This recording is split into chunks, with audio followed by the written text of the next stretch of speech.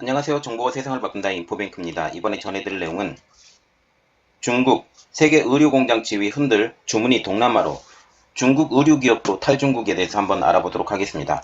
여러분의 구독, 좋아요, 그리고 필요하시면 알람 설정까지 부탁드리겠습니다. 지금 중국의 세계 의류공장의 지위가 흔들리고 있습니다.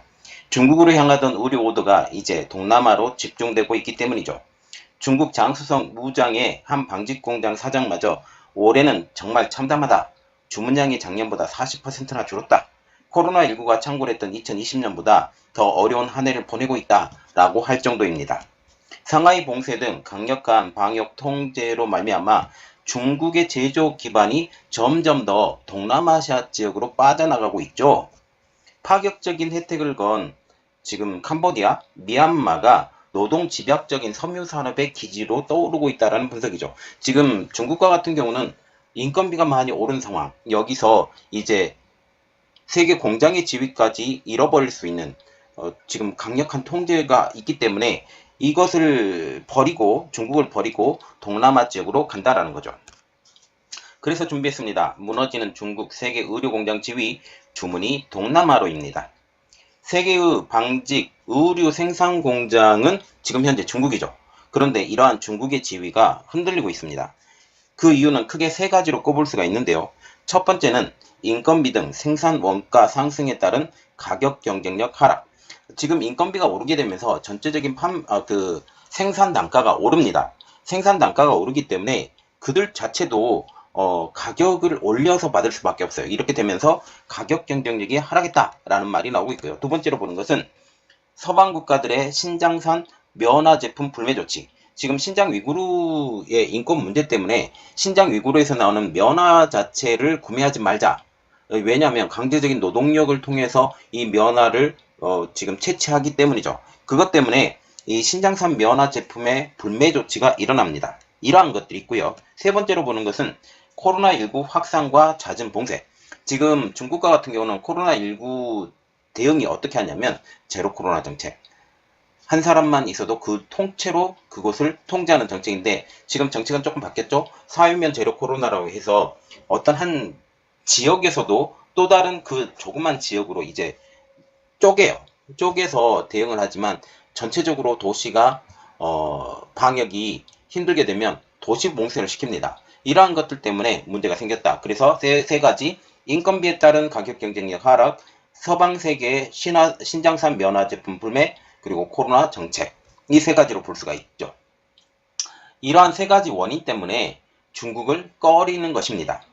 여기서 가장 중요하게 보는 것은 신장산 면화도 지금 중국과 같은 경우는 신장산 면화를 쓰지 않고 미국산 면화를 쓴다든지 아니면 다른 나라의 면화를 쓰는 것으로 지금 대체하고 있는 상황이에요.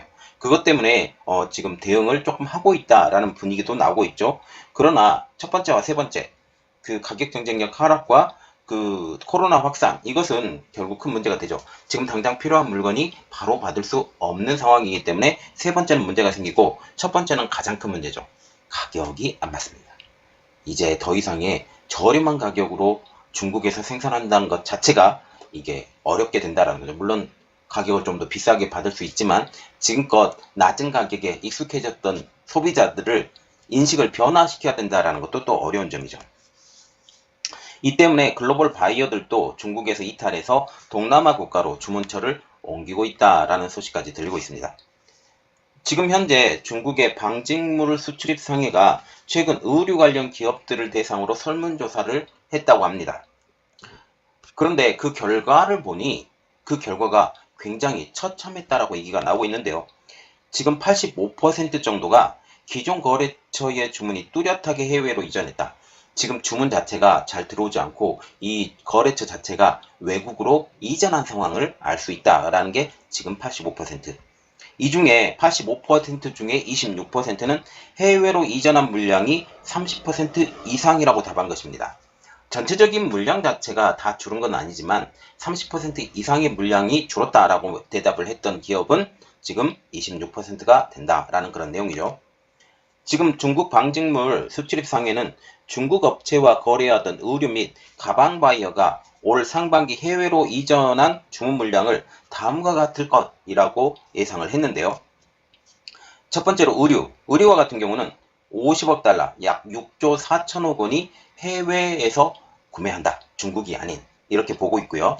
그리고 두 번째로 가방과 같은 경우는 10억 달러, 약 1조 2천억 원 정도가 해외에서 구매가 들어온다라는 그런 내용이죠.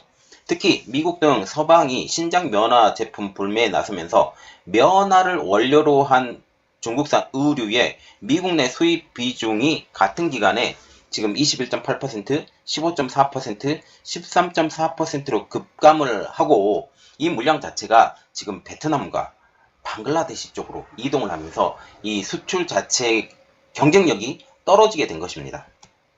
안우이성 의류 수출업체는 작년에는 11월까지 수출 주문이 몰렸는데 말하자면 지금 1월부터 11월까지 계속 주문이 몰려왔던 상황임에도 그런데 올해는 9월까지 납품할 주문밖에 없다라고 하는 상태. 그래서 주문 물량 자체가 지금 밀려있지 않고 9월이면 땡 친다라는 그런 내용이죠. 최근 장수와 저장성 일대 방직 의류 공장 기계 가동률은 50% 정도. 이것에 불과하기 때문에 5년 내에 최저 수준으로 지금 보이고 있다라는 거죠. 지금 의류 업체들이 상당히 고난의 행군을 하고 있다라고 보시면 됩니다. 중국 방지 공장 연합회 후커와 주임은 수출 물량 감소와 코로나19 확산 여파로 국내 소비까지 20% 감소, 그리고 관련 업체들이 어려움을 겪고 있다라고 지금 얘기를 하고 있죠. 이것은 무슨 내용이냐면 주문이 줄었어요. 주문이 줄면서 이제 노동자들에게 줄 수 있을 만한 임금도 줄죠. 그러면서 판매량 자체가 국내에서 중국 내에서 20%나 줄었다라고 말을 하게 되는 거죠. 지금 코로나19 사태를 통해서 물동량 자체가 움직이지 않은 상황, 그리고 전체적인 노동자의 대우가 지금 굉장히 낙후된 상황까지 떨어지게 됐다라는 거죠. 무노동 무임금 이렇게 생각을 하시면 됐죠. 중국 상무부는 국제 온오프라인 박람회 참여와 전자상거래 활성화를 통해 해외 시장 개척과 수출 다변화를 지원하겠다라고 밝히고 있지만 이거는 지금 현재 어려운 상황이다 라고 보시면 되겠습니다. 그리고 두 번째로 볼 내용, 중국의 공장들도 기업들도 탈중국을 한다라는 내용이죠. 경제매체 차이시는 상하이 봉쇄 등 강력한 방역 통제에 중국의 제조업 기반이 동남아시아로 빠져나가고 있다고 보도하고 있습니다. 파격적인 혜택을 내건 캄보디아와 미얀마가 노동 집약적인 섬유 산업의 기지로 떠오르고 있다라는 분석이죠. 지금 현재 노동력 대비 임금이 가격이 많이 오른 상황이에요. 그런데 캄보디아와 미얀마 같은 경우는 중국보다 더 낙후됐습니다. 더 낙후가 되었기 때문에 어떻게 보면 그 섬유 산업이라는 것은 노동 집약적인 산업, 그렇게 많은 기술이 필요하지 않는 산업으로 지금 알려지고 있는데 이렇게 되면 좀 더 저렴한 곳으로 움직이게 되는데 그 대표적인 나라가 지금 캄보디아, 미얀마라는 사실이죠. 미국 세관에 따르면 미국의 수입에서 중국이 차지하는 비중은 작년 10월 달에 19.1%에서 지난 4월에는 15.3%로 지금 한 4.8%가량 떨어진 상황입니다. 반년 만에 3.8%포인트 내려간 것이죠.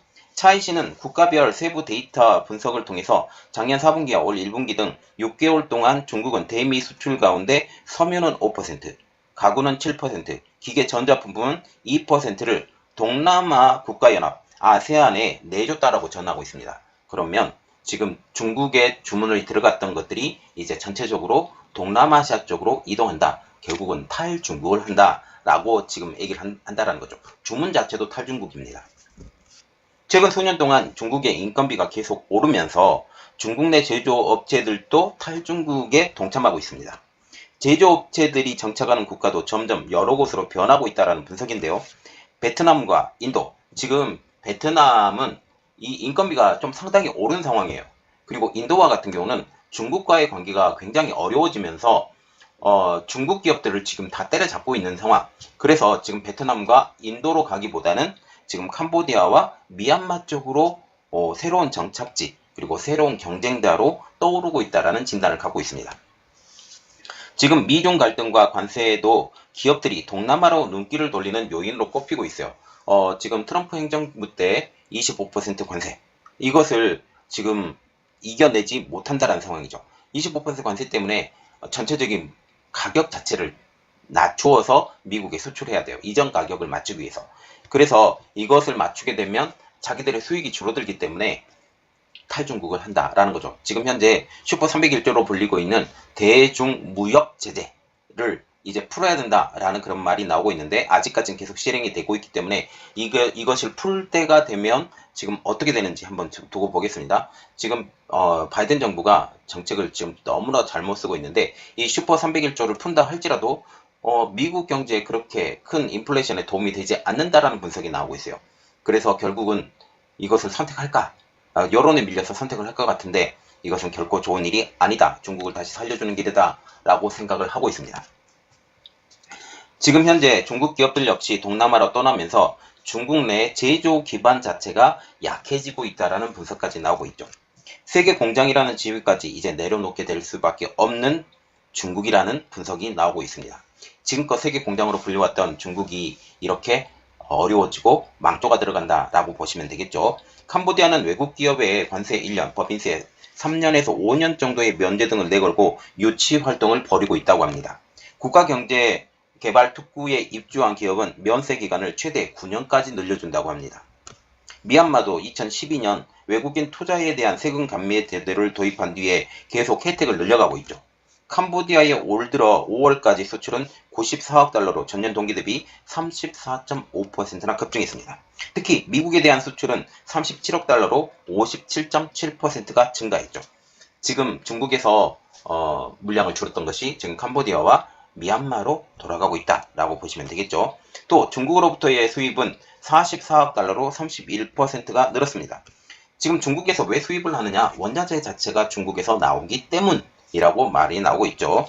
즉 중국에서 원자재를 지금 캄보디아와 미얀마로 보내서 이것을 재가공해서 보내는 가공무역이 점차적으로 커지고 있다라는 거죠. 그래서 결국은 원자재 자체가 중국에서 오기 때문에 이 모든 이득 자체가 중국을 거치지 않고서는 지금 형성되지 않는 것으로 보이고 있죠. 주 캄보디아 중국 섬유의료협회에 따르면 2017년까지 180여 개였던 중국 의료기업이 작년 말 300여 개로 한 2배가량 뛰었다라고 말이 나오고 있습니다. 2018년 미국이 중국산 제품에 특별 관세를 부과하면서 캄보디아 이동 흐름이 더 빨라졌다고 협회 측은 설명을 하고 있어요. 그래서 결국은 미국이 중국을 누르니 중국에서 그것이 삐져나와서 다른 나라로 이 연쇄 이동을 하는 것을 볼 수가 있게 되겠죠. 작년부터는 미얀마 쿠데타, 베트남의 코로나19 봉쇄 등으로 캄보디아의 인기가 더 높아졌습니다.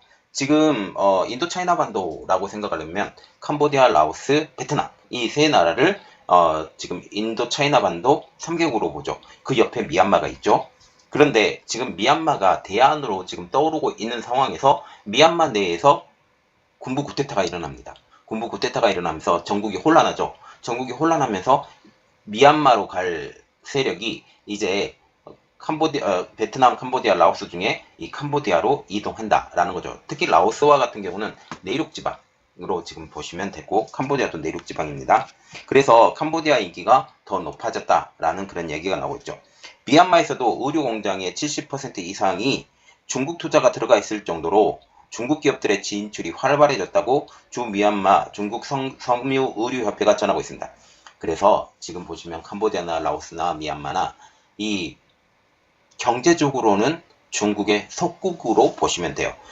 결국 캄보디아와 미얀마로 옮겼다고 하지만 중국의 재력에 여전히 속해 있다라고 보시면 되겠죠.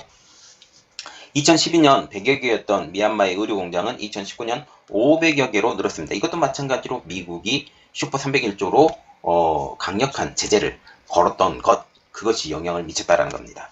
이 기간 미얀마의 의료 수출 증가율은 연평균 18%에 달했습니다. 다만 캄보디아와 미얀마는 의류 제조에만 특화되고 있을 뿐 섬유, 염색제 등 원재료는 95% 이상이 수입에 의존한다. 특히 중국에서의 수입에 의존하는 것으로 보이고 있죠.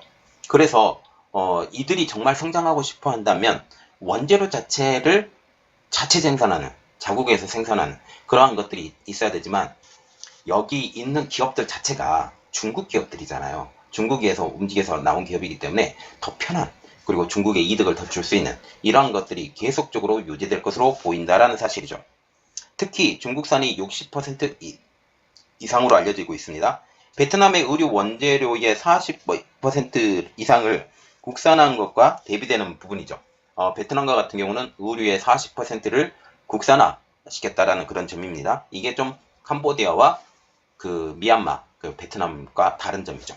그래서 중국 회사들과 같은 경우도 베트남으로 가는 것을 좀 더 꺼려하는 이유가 중국산 제품을 더 쓰지 않기 때문에 라는 그런 측면도 있다라고 지금 보이고 있습니다.